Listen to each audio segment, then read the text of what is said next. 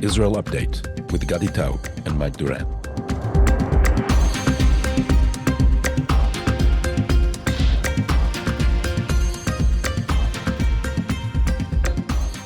Hello and welcome to Israel Update. I'm Gadi in Tel Aviv. It's been 291 days to this war. It's a Tuesday, as usual, for our recordings, and it's the 23rd of July, one day before Netanyahu is scheduled to give a speech to a joint session of the two houses of Congress. And Mike Duran is once again in an undisclosed location, undercover, protected by the Secret Service. Is that true, Mike?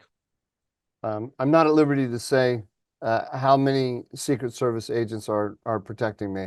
Never mind. They don't help anyway. Actually, there are a lot of sloped roofs around here, so there's nobody. Thank God they're sloped, so you're safe. Yeah.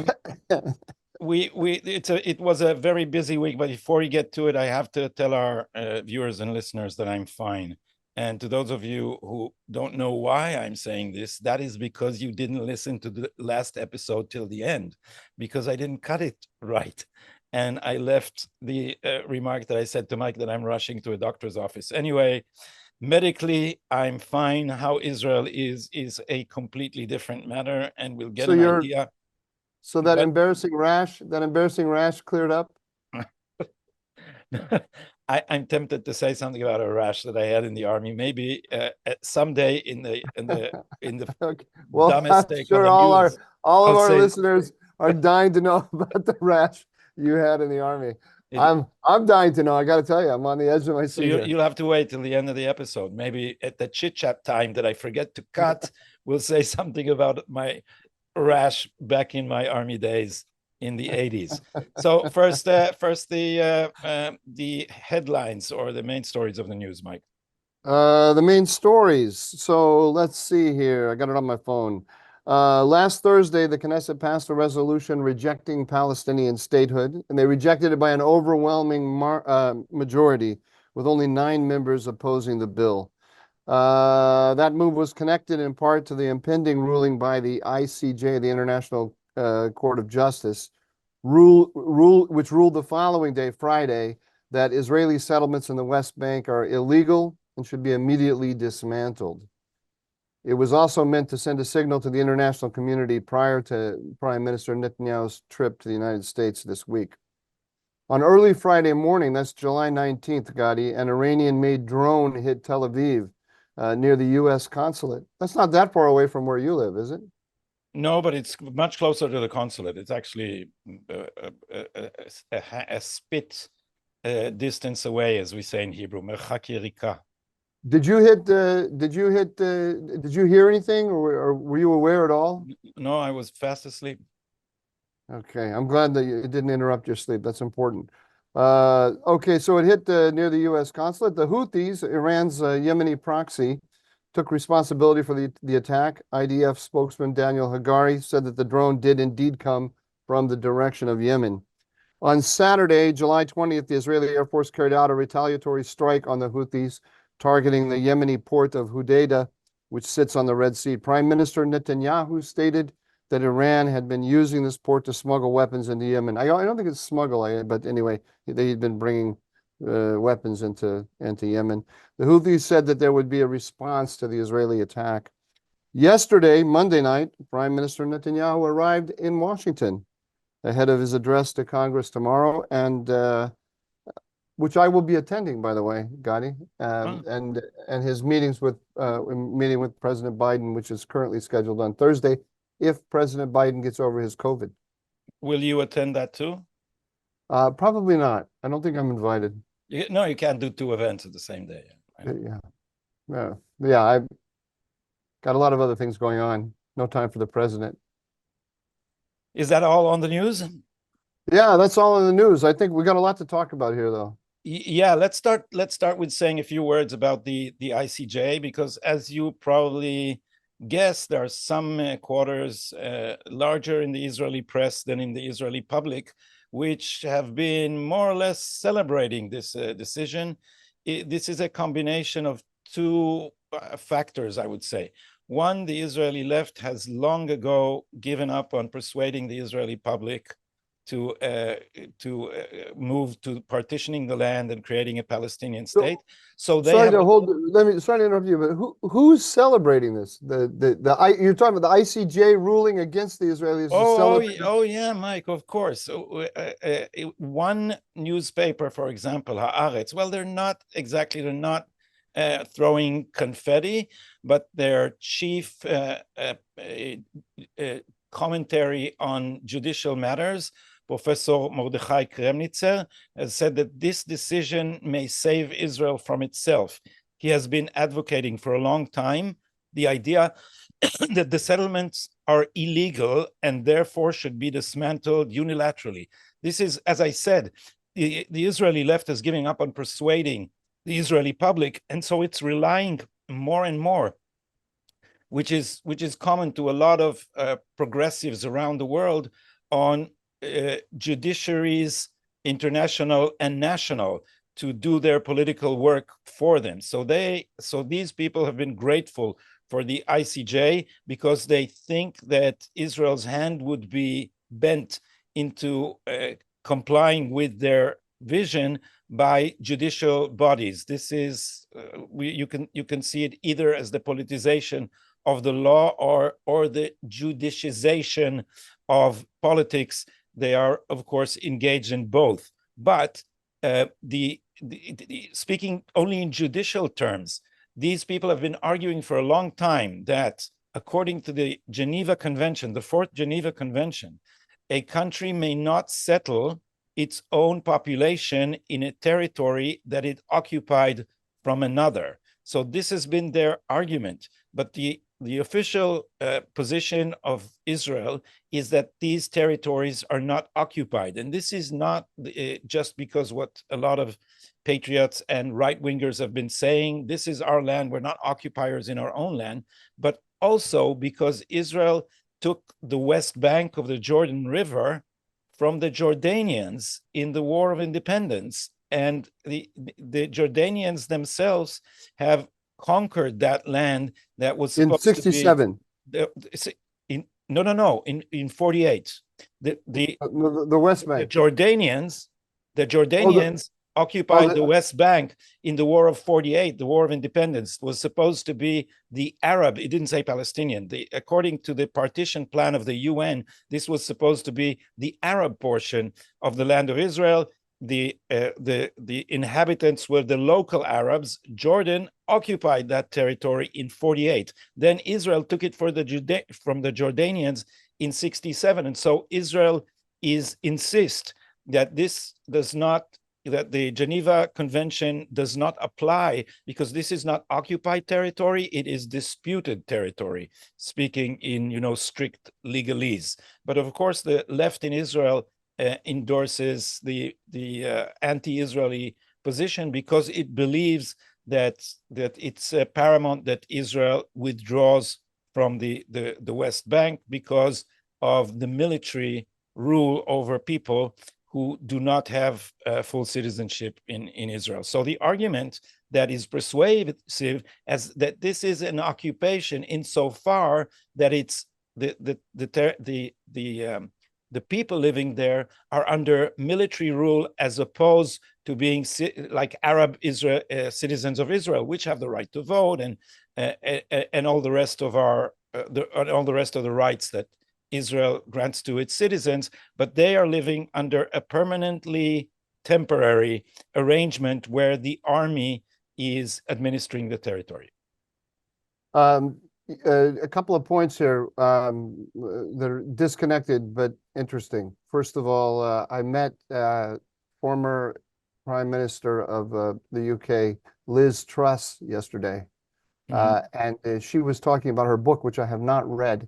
But I want to read because it has a lot in there about what you're talking about the development of non-representative institutions, including international institutions, but also institutions inside Britain that are outside of that have no accountability to the electorate whatsoever. It's in perfect keeping with your argument, with your own book, and so on. But if you're not aware of it, you might want to go read it. I haven't read it myself, but I talked to her, and she was very, very articulate on all of this, and gave a lot more data, a lot more examples of what we're talking about. I think when you refer to Haaretz, you should steal a line from our friend Drew Clavin. When he talks about the New York Times, he calls it a former newspaper. So you don't even have to. Yeah, absolutely. I The mostly call it a tabloid hiding behind a broadsheet because it's, if you look at Haaretz now, it's almost only emotional. So tabloid is not a technical term in journalism. It's a term referring to the content, and they are permanently outraged. You remember this headline that I loved from The Onion, where it says that leftist dies of outrage fatigue. So they are permanently outraged. This vote and the ICJ ruling, it's part of a wider effort by the Biden administration. I think we need to connect this to American policy. You remember that when President Biden was leaving office in 2016, they passed UN Resolution 2334, which basically said the same thing as the ICJ ruling, that it didn't call for the immediate evacuation, but it said that Israel was everything that Israel took in '67 is an illegal settlement, illegal occupation. So the administration now, the Biden administration, is working very hard to reinforce that decision in a lot of ways, including they're now one of the issues that's now apparently being debated is whether to sanction two ministers, that's Ben Gvir and Smotrich, because they are inciting West Bank settlers in ways that contravene international law. Of course, we also have the sanctioning of a military unit, or the proposed sanctioning of a military unit, and sanctioning of an individual. Remember, there was an Israeli soldier who shot a terrorist when the terrorist was wounded on the ground. He underwent a few years ago a disciplinary hearing. It was found, I think he was found guilty, if I'm not mistaken. Yeah, and Or Azaria was his name. Yeah. Yeah, and now he served time for that crime, if you think it's a crime, and he's out, and he has a bakery, and the United States has sanctioned him, which this is all very, very unusual for the United States. But maybe that's because he won't bake a cake for a gay couple. Are you sure? I didn't look closely at the ruling, but anyway, there's a whole what they're doing in their own minds. The administration is that they are trying to, as they see, revitalize, preserve the two-state solution, weaken the Israeli occupation, and so on. And all this is going on while our ally is at war with Iran. It's really quite remarkable, but it's all part of that continuation of the mindset that produced 2334. Mike, one more comment about the Israeli attack on Yemen and its psychological effect. It also woke people up to the sense that we have been thinking about Iran only in defensive terms, and I don't mean this just tactically. We have been asking ourselves, can we take out their nuclear program? Can we directly neutralize their nuclear program? And the way that the port in Yemen is burning brightly brought to mind the idea, or made it more present to our minds, that Iran can be deterred in ways that don't have to do with directly taking out their nuclear program, because their economy is relatively fragile. A lot of it relies on oil, and attacks of this sort can exact a very, very steep price from the Iranians. Yeah, absolutely. I agree with that general statement. I'm not sure how threatened the Iranians themselves feel by what the Israelis did in Hudaida. Obviously, the Israelis attacked the port in order to send a message to the Iranians and to Hezbollah as well. But do those two actors, and in particular the Iranians, do they feel all that threatened? Because the Iranians understand the Israelis have these capabilities. What they're gambling on is that the Americans won't let the Israelis do this to Iran. And so far, there is a kind of Biden doctrine that Iran is allowed to attack all of its neighbors through its proxies, but none of them are allowed, according to the United States, to attack Iranians or Iran. That the Biden doctrine has not been violated by this attack in Yemen. But the Israelis are at least showing the Iranians, or trying to show the Iranians, that they have the willingness to do this and the capability to do this. A lot of the signaling in terms of the videos the Israelis put out was designed to say we have an independent capability and we're willing to use it. But so two short responses to this. One is that, in Israel, a lot of people have been saying, why are we messing around with the silly Houthis instead of directly attacking Tehran? Why are we attacking the puppets, not the puppet master? Which makes sense. That's it. That's the key question. And I'm sure you're right that America, the second remark is that I'm sure that you're right that American policy has been a consideration here. So I'm sure Netanyahu did not want, on the eve of his addressing Congress, to take this too far. But this attack is already beyond the limits that America is trying to impose on Israel. And what is worse, it's exposing in an embarrassing way the incompetence, or what is perceived as incompetence, we know it's policy of the Americans in the Middle East, because the Americans keep saying that they're attacking the Houthis, and then the Israelis do it once in response to one drone. And I think that if I was in CENTCOM right now, I would have been blushing in the red flames of the Hudaida port. I don't totally agree with you. I agree with your general analysis, but it was well reported last week in the Wall Street Journal that General Kurilla of CENTCOM sent a letter, and then it was leaked, so clearly saying we're losing against the Houthis.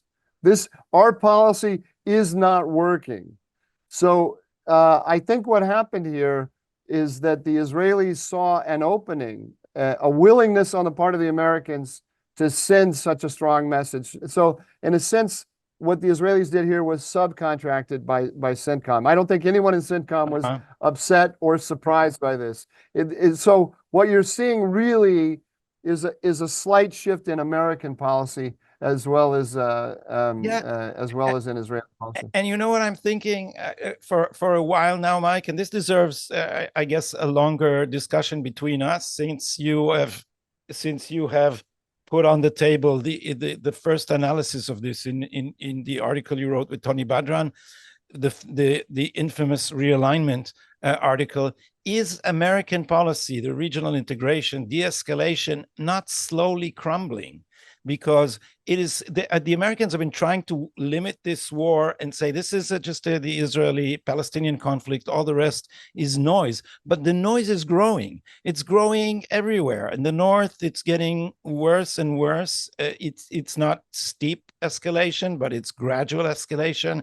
The horrors and the damage is sinking in, and it begins more and more to look like a war, which the Americans wanted to prevent from the get-go, from October 7th, from the next morning of October 7th. Then there are the multiple attacks on American forces in West Iraq and in Syria, which have not stopped. And now the front with the Houthis is, first of all, blocking international shipping for a while, causing great damage to Egypt, and now is looking more and more like war. So if you go back to the article that the National Security Advisor Jake Sullivan wrote at Foreign Affairs 2 weeks before October 7th that the policy is working great and the Middle East has never been so peaceful. And you look at the Middle East now, does regional integration look like it's working?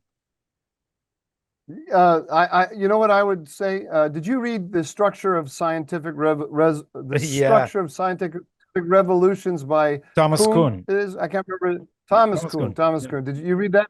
Yeah. Yeah. What we're watching in policy terms is The Structure of Scientific Revolutions. So for those who didn't read it, great book, by the way.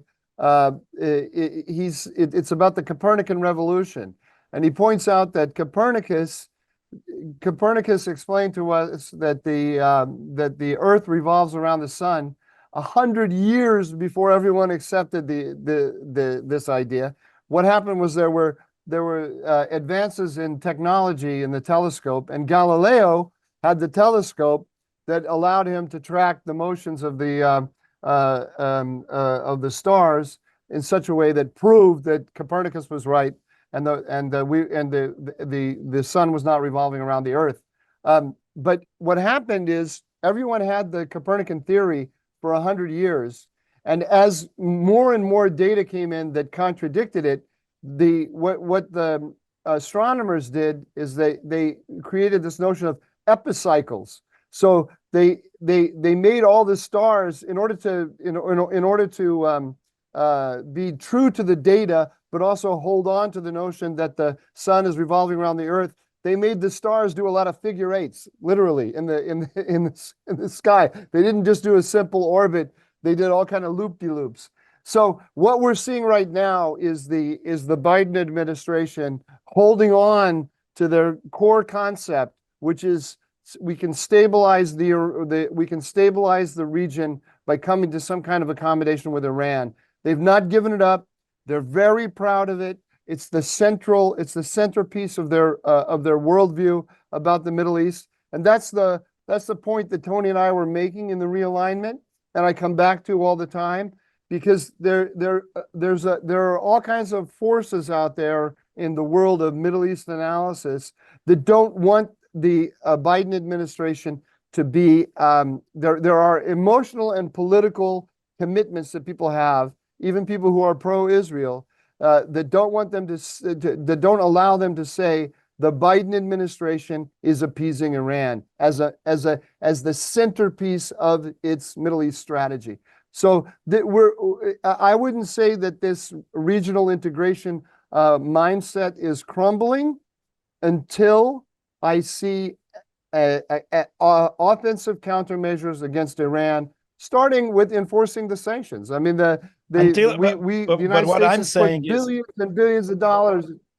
We are seeing too many epicycles already. So what I'm thinking lots is of epicycles. Maybe this, because according to Thomas Kuhn, I completely disagree. It's a horrible book. It's very interesting sociologically, but the conclusions he draws have been a great source of solace to postmodernists. So he completely exaggerates. This book should have been about the sociology of science and trying to make it into a book of the philosophy of science, where truth is a social construction, or almost that is the beginning of a lot of bad things. I don't remember. I don't know. I read it when I was 18 years old. I don't remember any of that. Yeah, it's very impressive. It's like, and you know, when people read it parallel to Foucault, right? They read it parallel to The History of Madness. So the two books in the middle of the 60s had the combined impact of saying that everything we know is socially constructed and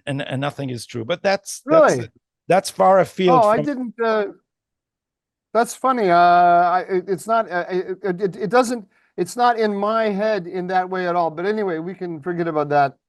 We got a lot to talk about. We have to talk about. I didn't put in the news that President Biden stepped down, and we got to talk about the significance of that for Israel, the rise of Kamala Harris, and we have to talk about Netanyahu, his visit here. So let's start to hit a lot here. Let's start with a few comments on Netanyahu's speech, because I think that those of our listeners who have been following this podcast for a while can probably guess what we are going to say about it, and even what Netanyahu is going to say in Congress. And it looks like he's heading in that direction from all his recent public statements, including one he made just before boarding the airplane. And it is, Will you Duran, tell us Iran, Iran, Iran. Yeah, yeah. Okay, I'll give you my I was going to say you give your predictions. I'll give mine. I think he's going to have three major messages. Message number one is simply going to be thank you, America, and thank you, thank you, Joe Biden. He's going to work very hard not to become a football in the American domestic political arena. That's going to be hard, but he's going to want to send the message that the U.S. and Israel are part of a team, and it's the U.S. and Israel. It's not Netanyahu and the Republicans. It's Republicans and Democrats, bipartisan, and Israel have the same enemy. And yes, it's going to be Iran, Iran, Iran. I think that I think most of the speech will be about that, but he's going to have so three messages are thank you. Second message is Iran, Iran, Iran. And the third message is going to be actually, Gadi, the thing that you have been saying over and over again in this podcast, that we are going to fight until the end. We are not going to stop fighting until Hamas is a faint memory in the minds of everyone. I concur on all three counts. I just add that Netanyahu is going to portray the war as a war with Iran, and the war with Iran as the forefront of the West's war with Iran and with jihadi radicalism in general. My guess, I guess on that last clause, we might not agree, but at the very least, the democratic world is fighting against Iran, and Israel is fighting everyone else's war. And this is a seemingly very obvious message, but in the context of the Biden administration, this is a very provocative message, because what they have been trying to do from day one was distract attention from Iran. When President Biden visited Israel on a rush tour, a mere, I think, 11 days after October 7th, he had reassuring messages, we have your back and all that, but behind closed doors, he said, don't you dare attack Hezbollah. Right. And at the end of this visit, the Israeli team asked for a joint message of Benjamin Netanyahu and President Biden saying that Iran is behind the attack, and the Americans, Mike, you would be totally shocked and surprised, vetoed this immediately. And they have been trying to frame this whole conflict, as we said a million times here. Hold on, I didn't understand this. When Biden came to Israel, the Israelis tried to get a joint.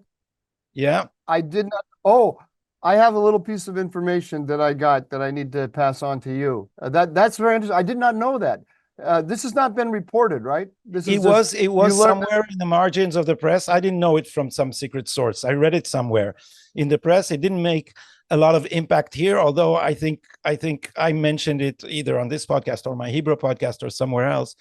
But clearly the Israelis wanted to say that. And then the Americans, Jake Sullivan, I think it was, who tweeted out that there is no direct evidence of Iranian involvement. That was in direct response to that. So the Americans have been trying to say, not Iran, not Iran, not Iran.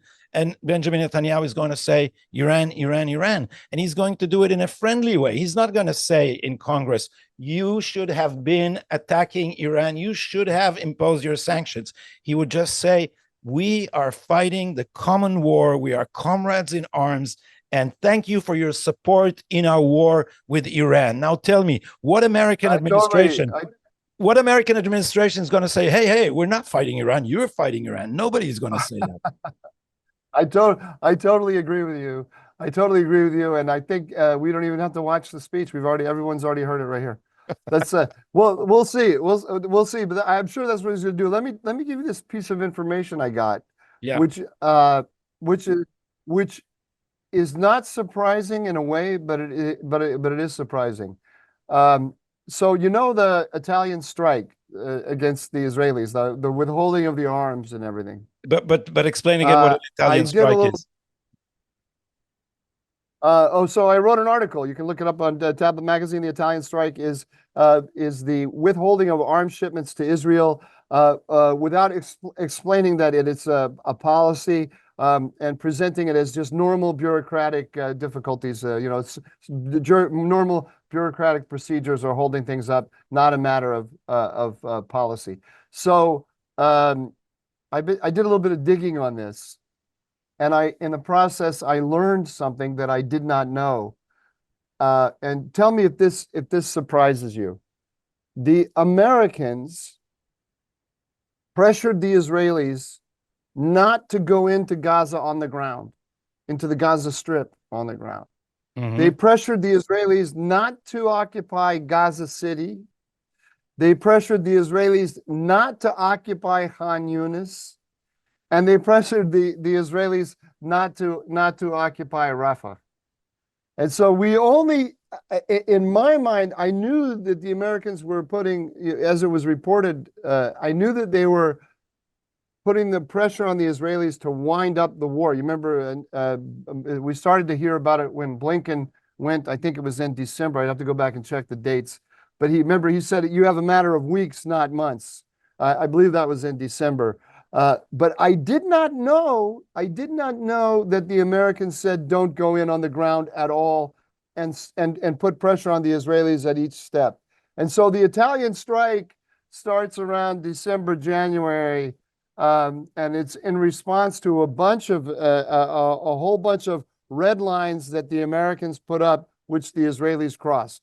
Did you know this? I did not know this. I saw some of this reported, but or rumors and tweets and things, but I never took it seriously because I never heard it from an absolutely incontrovertible source. But now I have.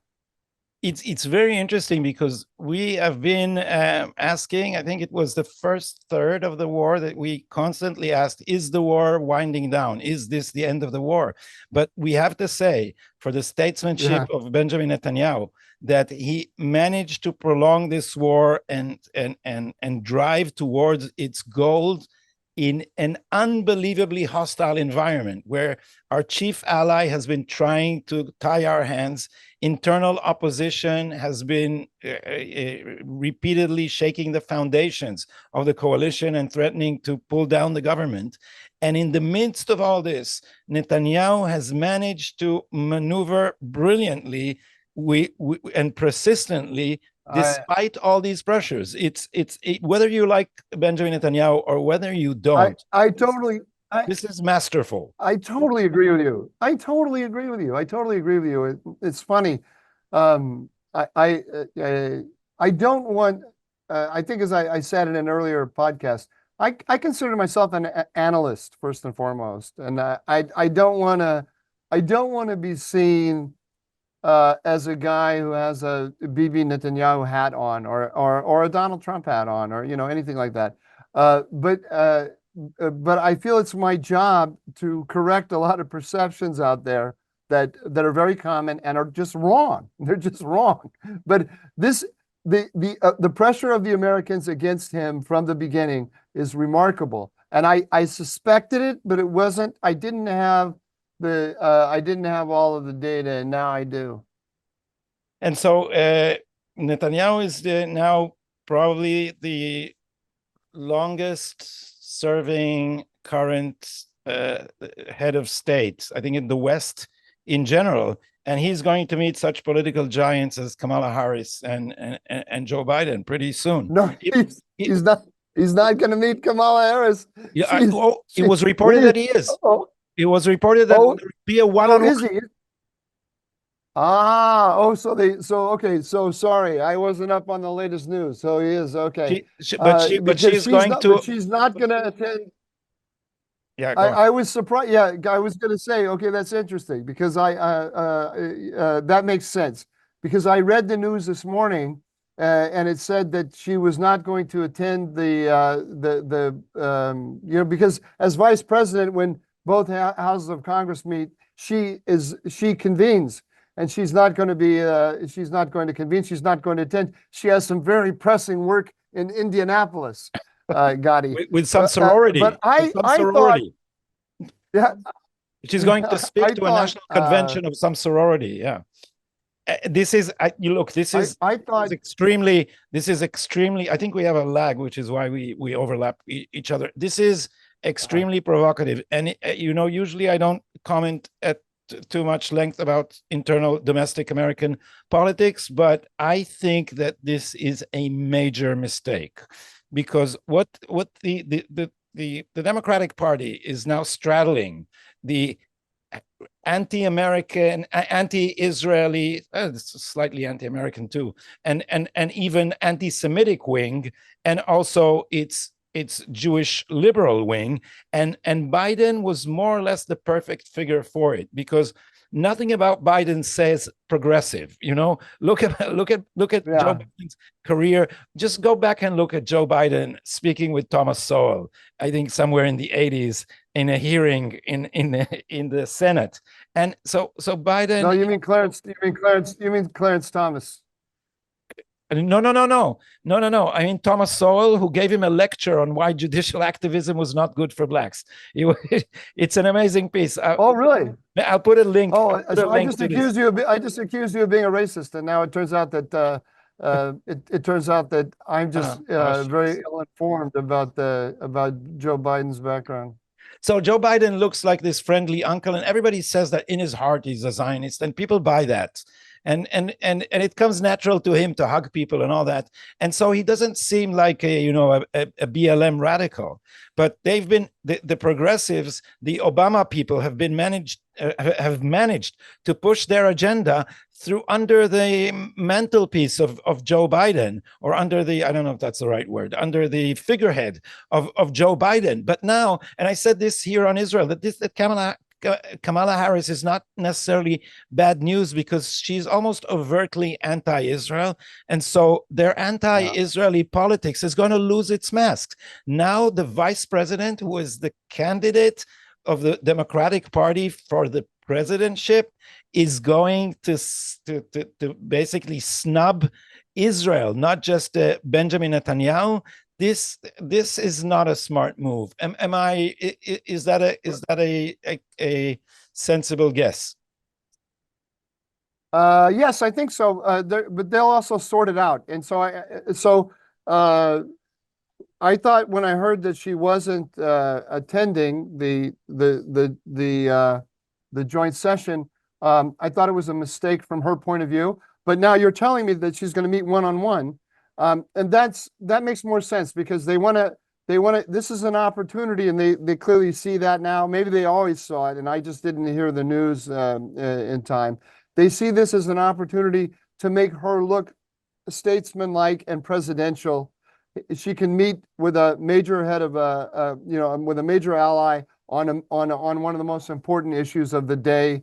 We'll need to watch all of the signaling around that. But clearly, until now, her messaging on the Gaza conflict and on the war in general has been designed to appeal to the progressive left rather than to the Israelis. She was one of the first ones to come out with a major statement about criticizing the Israeli conduct of the war. I've spoken to Israelis, senior Israeli officials, let's just say, who have nothing good. It surprises me, actually. They have nothing good to say about Phil Gordon, who's her national security advisor. And this really surprises me. I know Phil Gordon, and I know him to be a very, he's extremely intelligent. He's a consummate professional, very experienced. He's progressive left, liberal, but he's a national security professional. And I know him to be judicious and pleasant. I would even say he comes across as I don't know him that well, but I would say he comes across as a very kind person. kind, sensitive, that sort of thing. But Mike, Thoughtful, the maybe is a question better word. is the question is But can, can he wait. imagine what can be unburdened by what has been? He can do that. Can absolutely do that. But anyway, the Israeli senior officials have nothing good to say about him. He did something. He visited recently, made some statements, public statements that are on the record that were critical of Israel. But about Israel has to decide its future and so on and so forth. I don't have it here at hand. But apparently in the meetings he was very aggressive, and left a bad taste in everybody's mouth. That can be interpreted a couple of ways. It could just be that Kamala Harris was trying to muscle in on this issue and wanted to, say, "Hey, we're here. Pay attention to us." I don't know, but she's going to have to, as a presidential candidate, she's going to have to do the same straddle that you mentioned between the centrists and the centrist Democrats and the progressive Democrats. Whether she wants to do that, whether she's talented enough, and we'll have to wait and see. I trust her to be a politician more than a person who has convictions, and I think she'll probably end up looking a lot more. By the time we get to November, she'll sound a lot more like Joe Biden than she does right now. Yeah, and what I've been saying here on television, this is also just an educated guess, is that the people who have been running this show are still running this show, and that the figurehead doesn't matter that much. If she gets elected, I've even ventured into more dangerous conspiratorial territories. Sorry, that was a very Freudian slip. And said that. I think that they chose her as vice president because they thought Biden may not be able to finish his term. And in that case, they wanted a vice president which they can maneuver or even control as they controlled Joe Biden. This is can I say something about that? Do we have time, or you want to move on? Sure. So shortly, and then we have the dumbest take on the news, and then we also have before the dumbest take, we're going to say our responses to viewers' comments. I have one. Oh, I had one, and I forgot to dig it up before our show here. So I had a really good one. While I talk, see if I can find it while you're okay. Yeah, while you're talking, I'll see if I can dig it up. But I just wanted to say, look, I don't know that they chose her for the reason that you say, and that they had any inkling that Biden was going to deteriorate as quickly as he did. But back in 2016, during the Democratic primaries, Bernie Sanders was the candidate that had the most popularity and all the energy behind him, and there were lots of other candidates. And the party led by Barack Obama did not want Sanders to get the nomination, and so they didn't want the Democratic primary vote to be splintered among all these different candidates. So Obama personally called up people like Pete Buttigieg and said, "Please get out of the race so that we can consolidate all of the non-Sanders vote behind Joe Biden." Amy Klobuchar, Pete Buttigieg, a couple of others, they all got out under the orders from Barack Obama, or the strong suggestion from Barack Obama, and everything consolidated around Biden. And then there was some kind of deal that was struck. We don't know the details of it, but some kind of deal that was struck with Bernie Sanders and the progressives to say, "Look, this is how it's going to be. We understand that we've just, that we just pulled the carpet out from under you. So you're going to get X, Y, and Z." I think energy policy, for example, they made promises there. I have some reason to believe that, and so on. That's the Democratic Party. We don't have to see it as a great conspiracy, but look, they have known for the last year at least, probably longer, that Biden was non-compos mentis. I'm starting to hear now people are telling me, people who wouldn't talk to me like this before are now telling me, "Oh yeah, my son was in a meeting with Biden and he came back and he told me that he wasn't there, and so on. So all of a sudden, it's not hidden anymore. So there was a conspiracy between the media and everybody else to hide the level of his infirmity. It's been going on for at least a year. No one can roll their eyes now when we say this. It's obvious. They were lying. They were gaslighting us, and so on. And now, once again, Nancy Pelosi, Barack Obama, they moved Biden out and they've moved Kamala Harris for the moment in. Obama has yet to, as far as I know, Obama has yet to endorse Kamala. But there seems to be a consolidation behind Kamala. These are decisions that are being made outside of the purview of the electorate. That's obvious, right? Yeah, one short comment about that, and then we'll move to answering the viewers' comments. Is that our friend Caroline Glick here in Israel? I interviewed her about the question who is going to be the nominee if Biden steps down about 2 weeks ago or something, just after the debate, and she said they're going to have trouble skipping a colored woman, and therefore the only solution can be Michelle Obama, which would be in line with their politics of identity or their identity politics, or at least that's a logical solution. That didn't happen, or as far as we know. I never thought that. I never it was thought floating that in the American press. It was not. Obama. It was floating. Oh, that's because Michelle Obama always polls very highly. She's popular in the country, but she has no political background. I don't. Well, neither did Donald Trump, Mike. I was going to say, unless you're Donald Trump, you can't come from nowhere and suddenly become president. Unless you're Donald Trump or married to Barack Obama, you can't come from nowhere. All right, so now you can't even do it if you're married to Bill Clinton. That's a good comeback. So one correction from it's not so much a response. We should develop this segment of our show.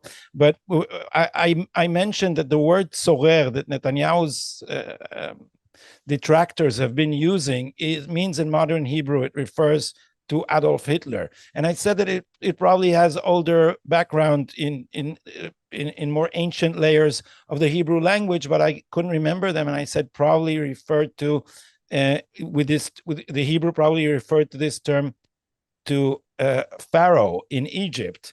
And someone wrote to correct me, and they are right, that this term was used in the Megillah, the Esther Megillah, which we read on Purim, which tells the story of the Jews in Paras, in Iran. And then it uses the term Tzorer HaYehudim, the Tzorer of the Jews, for Haman, who was the secret advisors to King Achashverosh, who tried to persuade him to persecute the Jews. So that is a philological correction for our last show. Mike, you look a little lost in your computer, trying to dig up that. No, I'm. I found it. I got it here. Great. You had this look on your face, and like you were. Yeah.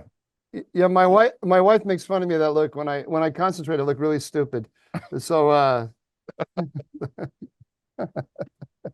she always whenever I start looking something up or trying to think of something, I get a really vacant look on my face. Okay, so here I love this comment, and I'm sure you'll agree. And it's amazing what you learn from people when you read these comments about how intelligent our audience is. It makes me feel great. So here, this is somebody named Yaniv Rif, and Yaniv says, "I love hearing Mike, but I must admit that Gadi is so tiring. All he does is telling a one-sided story. No one here thinks that the Palestinians want peace." Okay. So anyway, I agree. I'm wonderful and you're tiring. Don't you think? Isn't that true? Oh, yeah. I completely concurred. I'm not just tiring. I'm also tired. So let's wrap up. And now we have the dumbest take on the news, Mike.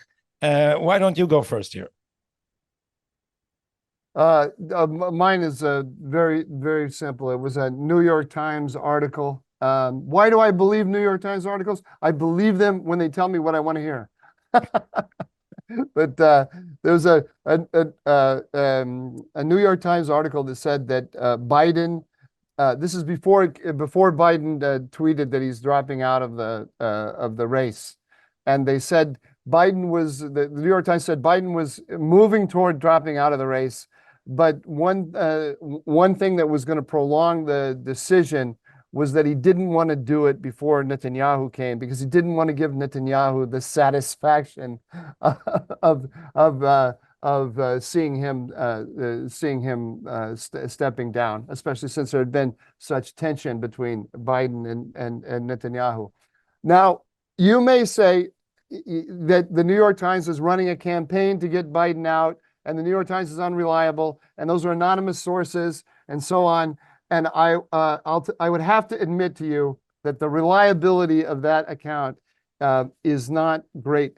However, I do know for a fact, and when I say this, I mean not just by I know from direct evidence that the senior officials in the Biden administration hate Netanyahu. They hate him with a passion. We talked about this before. They spend an enormous amount of time thinking about how to undermine him, revitalize the Palestinian Authority, and all of that. So it wouldn't surprise me one bit if that article in the New York Times was true, and it's a very sad commentary. I have two dumbest takes on the news, if you allow me to elaborate this time. One of them is terrible, and the other is incredibly funny. The funny one is that Yair Lapid had an interview. No, start with the terrible one. End with the funny one. I don't know if people can stomach the funny one after the terrible one. Okay, let's try it your way. The terrible one is that some of the most vocal critics of Netanyahu, who are some of the most vocal supporters of the a hostage deal at all costs, are now saying about Noa Argamani, you remember who Noa Argamani is? She's on our opening credits.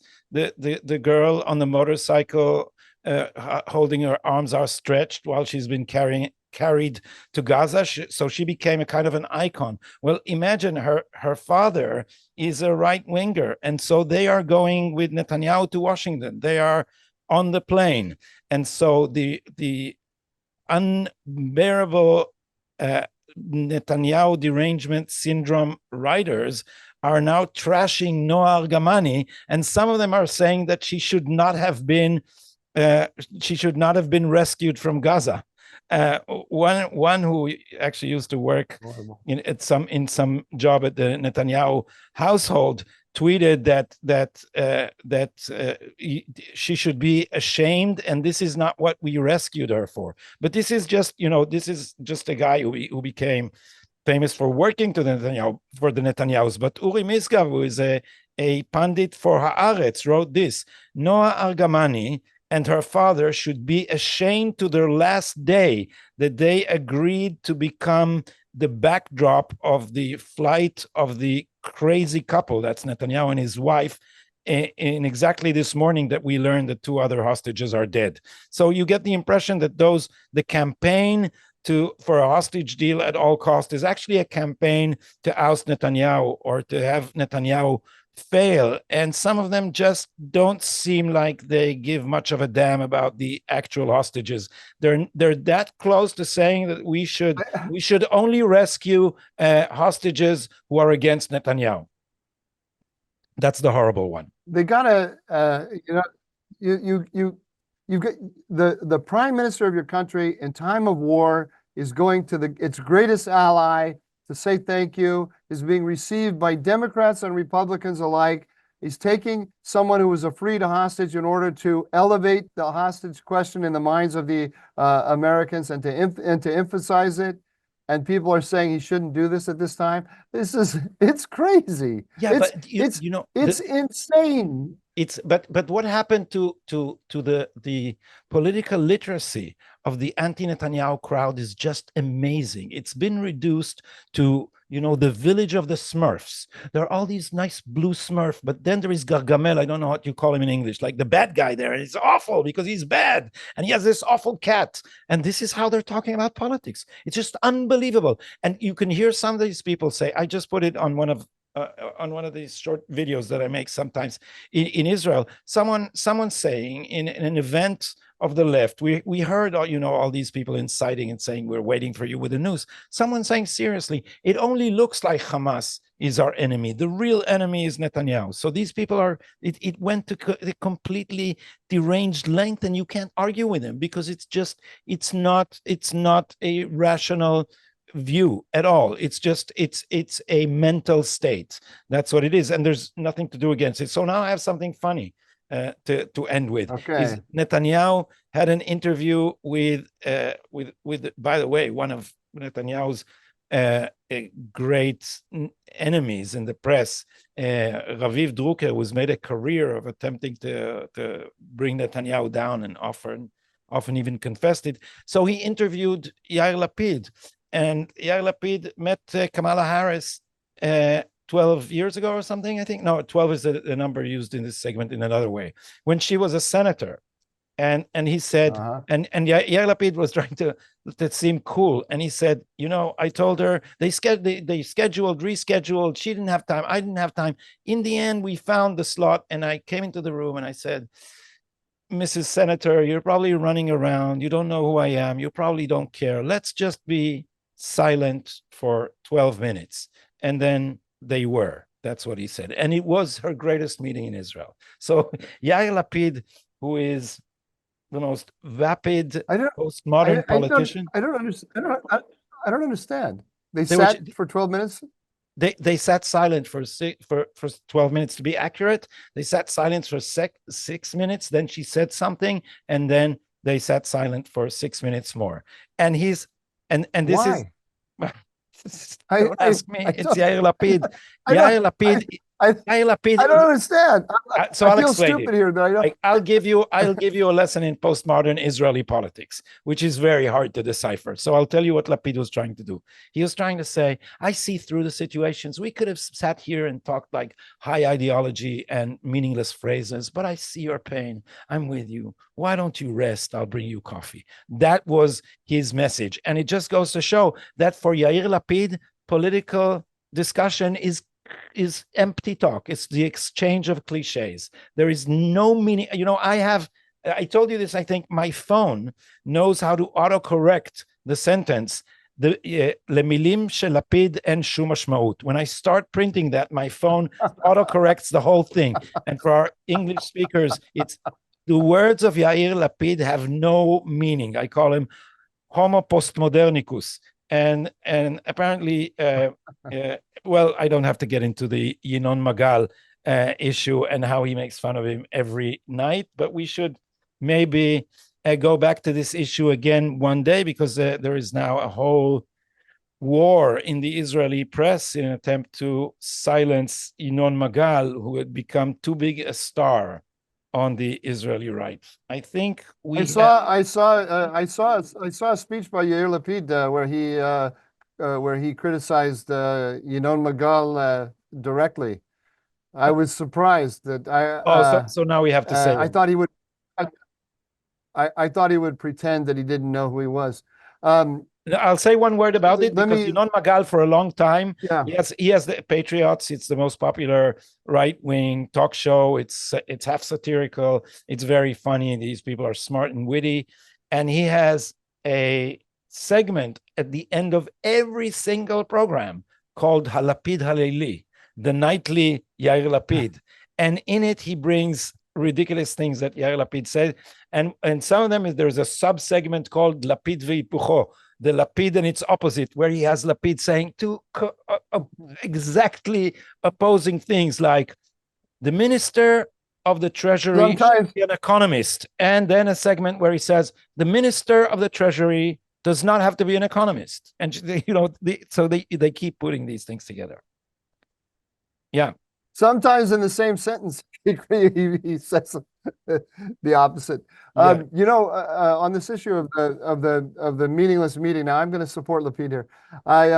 When I was in the White House, when I worked in the White House, I was shocked to find out, because I was very naive, that a very large percentage of meetings that foreigners have in the White House, maybe 50%, I don't know, are actually totally devoid of content.